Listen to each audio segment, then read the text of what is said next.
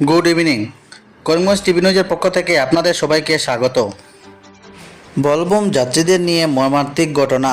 গাড়িটি 11,000 ভোল্টের বিদ্যুৎস্পষ্ট হয়েছিল। নিহত হয়েছে 9 জন বলবুম যাত্রী, আহত 6 জনেরও অধিক। ভক্তরা অজু করতে যান বাবা হরিহরনাথ মন্দিরে।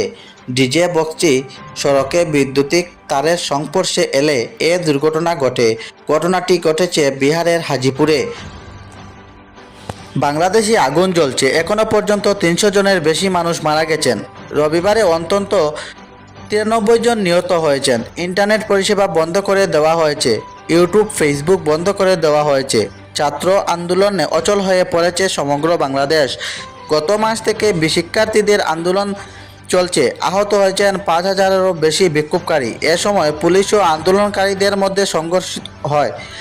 চাকরির ক্ষেত্রে 30% আসন মুক্তিযোদ্ধা পরিবারের জন্য সংরক্ষিত ছিল। এ নিয়ে দেশে থেকে চলছে নানা বিতর্ক। শেখ হাসিনা সরকারের কোনো ব্যবস্থা নেয়নি। বিশ্ববিদ্যালয়গুলিতে আবারও আন্দোলন ছড়িয়ে পড়েছে। প্রধানমন্ত্রী শেখ হাসিনার পদত্যাগ দাবি করেছেন। শেখ হাসিনা সরকারের সিদ্ধান্তের প্রতিবাদে সারা দেশের ছাত্র সমাজ বাংলাদেশে আটকে পড়া ভারতীয়দের জন্য হেল্পলাইন নম্বর খোলা হয়েছে। নাম্বারটি হলো 880131307642। অনুরোধ করা হচ্ছে এই নাম্বারে যোগাযোগ করার জন্য।